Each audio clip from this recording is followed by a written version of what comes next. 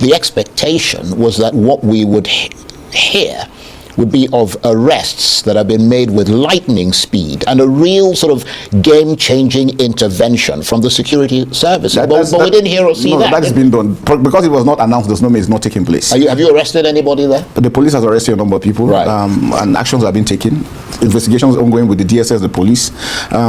It takes a lot. Because we're law-abiding individuals, so we have to be sure of what we're doing. And I think that's a critical aspect. But all the security forces are working together to ensure that this stops. If you look at how did we get to where we are over time, issues have been on ground, small skirmishes have been going on because law and order is not there. Punishment has not been meted on individuals have committed.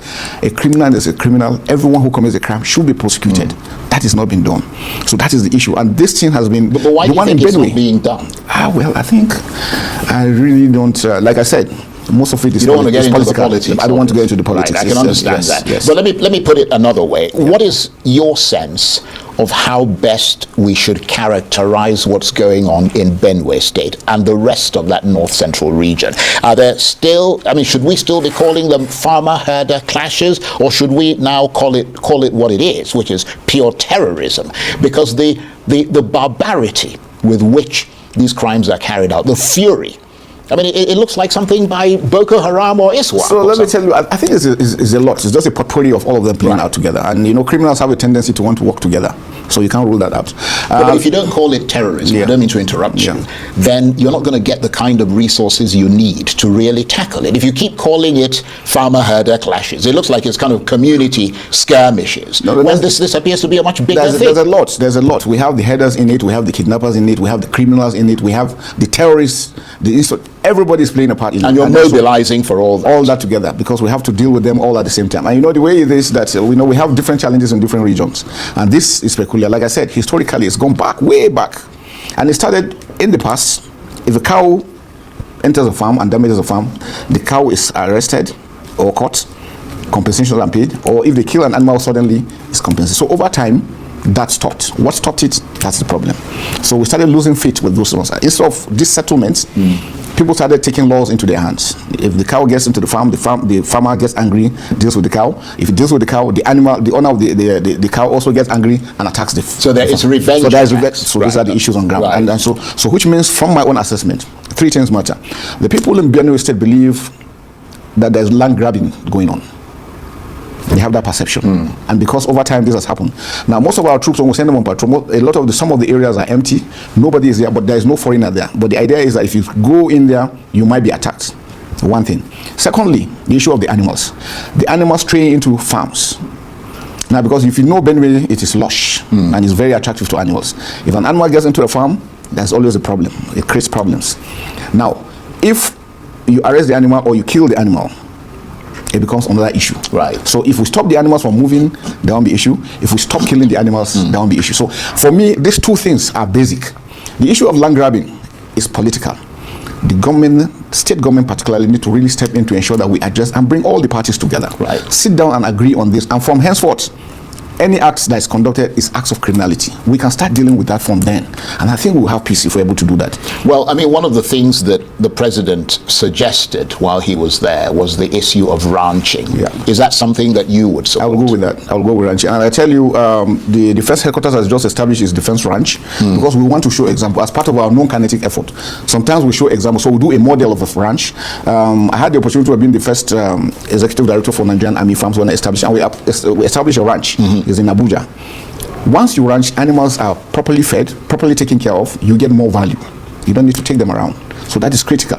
And so our example is, we think it is important that we get some farmland, federal government or through the livestock, we work together in partnership, we build model ranches so that people can see what the ranch looks like and the importance. And then secondly, you could also give opportunity for people to come and invest and build pastures, grassland, so to say, because the animals need this grass. So if you provide that and you stop them from moving around to enter into farms, this conflict will stop.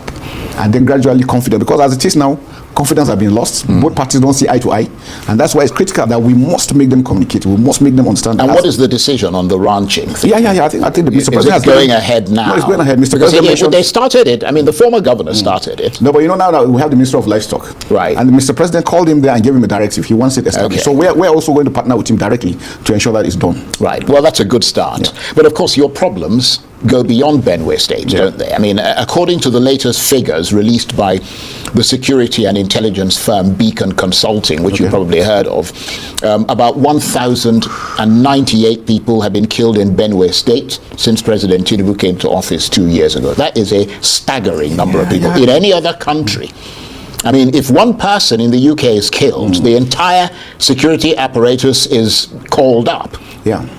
1,800 people, 1,098 people, have been killed in Benue State since President Tinubu came to office 2 years ago. But even Borno State is even worse. It has seen 3,800 people killed in 2 years, followed by Katsina, Zamfara, and Benue State even comes fifth. Yeah. And across the 36 states, 17,000 people have been killed. Are you horrified, as I am, by those incredibly high figures? For any death, even if there's just one person, even if there's just one life that is lost, but how is it, General, that so many people can die in the space of 2 years? Well, like I said, once you have issues with law and order, people take to impunity. It is impunity we're dealing with. People have no regard for life. Maybe in the past, during the past regimes, efforts were being made to make sure that we talk. But over time, I think we lost that. And so they say, you know, one basic thing, the family values have gone. We all can attest to that. And you can see that people now have no value for life. If there's an accident and something happens, instead of individuals to actually deal with the person, the patient, you see them removing phones, and people have no value for life. So killing now makes it look as if it's just a common thing now. So those are this. And then because the Sahel, I always mention that because the Sahel is open, we have a bunch of lunatics, so to say, that have no regard for anybody. And these are the guys that have come and have inculcated these individuals that are doing this killing. So to them, if you are not with them, you are better dead. And the problem for you that I see, because I mean, a lot of people see quite a lot of sincerity on your part. I mean, the problem for you is that you're the army, you're not the police. Yeah. And that's all other issues that need to come in. Like I said, for a country to really thrive very well, we have countries that don't even have the military, and yet they're thriving. But you cannot have a country without the police, because they prevent and detect crime. So efforts have been made now to see how we can reposition police. I was at the IGP and we had this discussion even with Mr. President and the NSC. There's a need to look at how we increase the size of the police, but training. Why the military is still standing strong is our level of training is consistent. We are not many, but yet we train consistent. I told you, I was at the NDA, I joined the NDA in 1986. I have been writing exams until I became a Major General. For every position I got to, I wrote an exam for it. So you are trained and you are prepared for the future. And that's very, very critical. So refresh your courses. You go different courses. You go, even our junior officers and our soldiers, before you get promoted, you must have done certain number of courses. So this keeps you abreast. And that's what I think we should also transfer to the police, so that we have very, very determined professional people that will actually do this. I think that makes a lot of sense. It makes a lot, yes, definitely. And the word professionalism is key, isn't it? It's critical. And there was a call, I mean, we saw you on television just a minute ago, the clip we used there, a call by you for Nigeria's borders to be completely fenced. Yes, I reason because, having gone through my analysis and looking at the Sahel, the main attraction to all these terrorists and bandits is Nigeria. Because this perception Nigeria is a rich country. And that there's no law to prevent them from getting in. And the borders are porous. So now the easiest way is, and that's why it's important, if you follow the news and see the kind of killings going on in Niger, Chad, Burkina Faso and Mali, it's so much. If this continues like this in the next 1 year, there will be issues. I know of recent, there were attacks from Burkina Faso in Benin Republic. It's just 50 kilometers to Nigeria. That is another area. So for me, I think, and like I mentioned, all around us, we have Francophone countries. Our ideologies are not the same. For us to be secured, it is important. Let us fence our borders. Some people say, look, it's expensive. But I say, what is money if you are dead? Indeed. It's of no use. So countries that have sat down and have analyzed and seen that, look, strategically is important, because once you fence that area, you use technology now. You have cameras, you have drones that will go. It reduces the manpower you need to engage in that area, and they could be used elsewhere. So that's important. And besides that, now for Pakistan, they use wire mesh. double wear mesh for that's all that distance. So if the distance is 1,000, they use double, which means 2,000.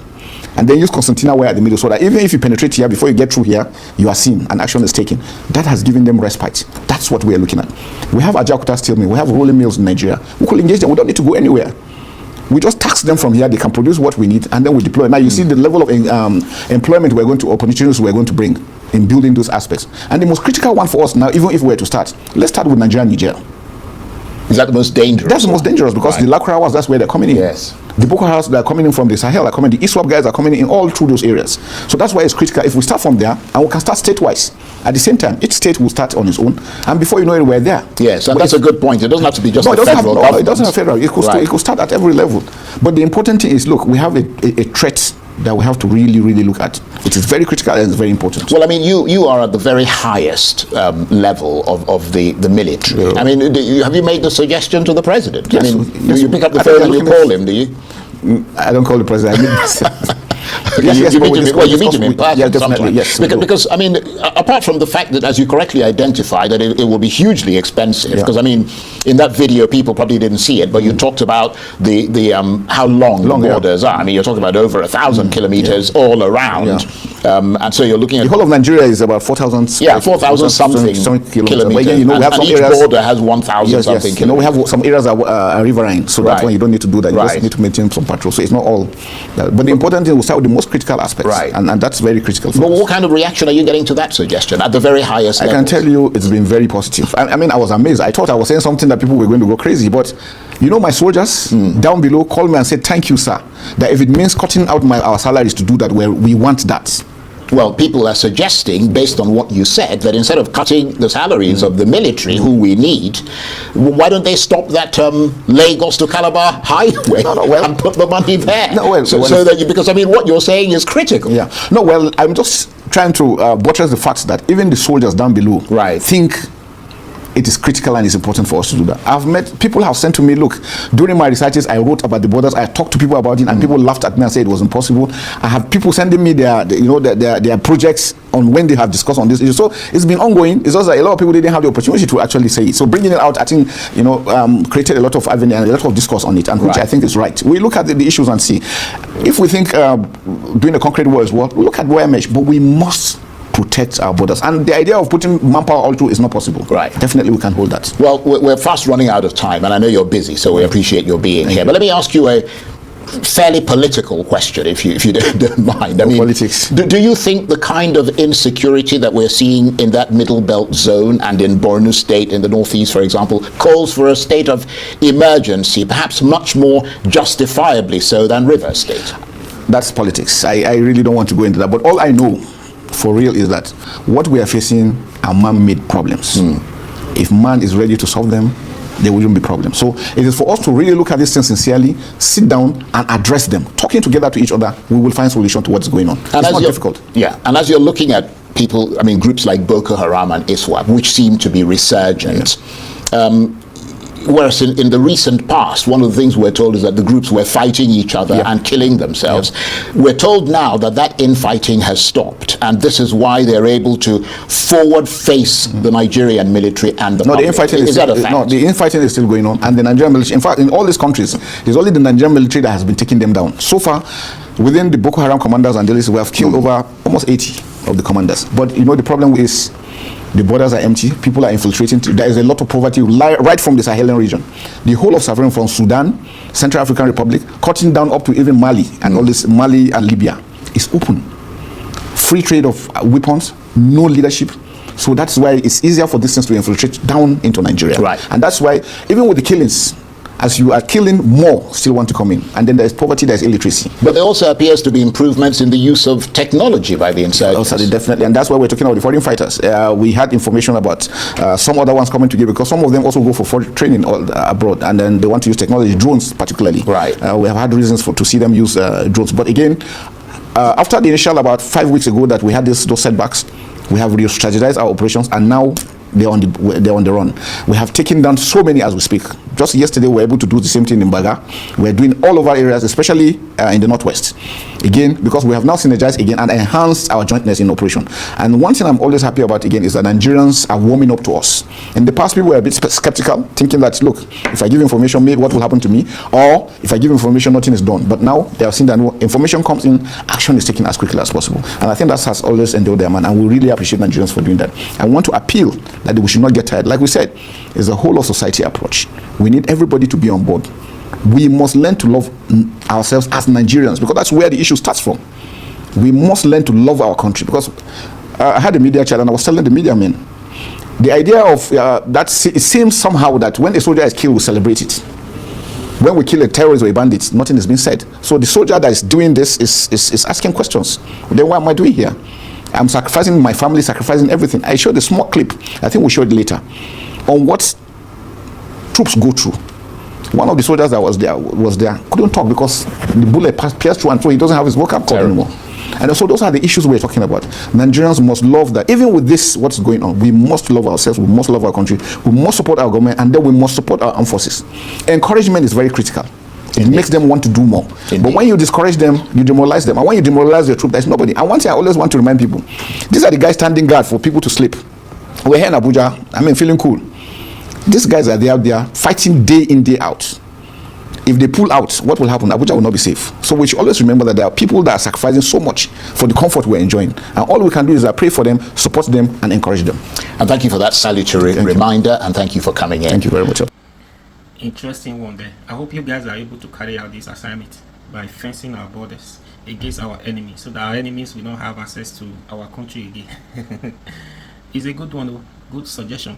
Let's start from there. Our borders are so porous, allows these criminals to come into our country, even want to take over our country. Do you understand? So I hope they're able to do this and put an end to this problem.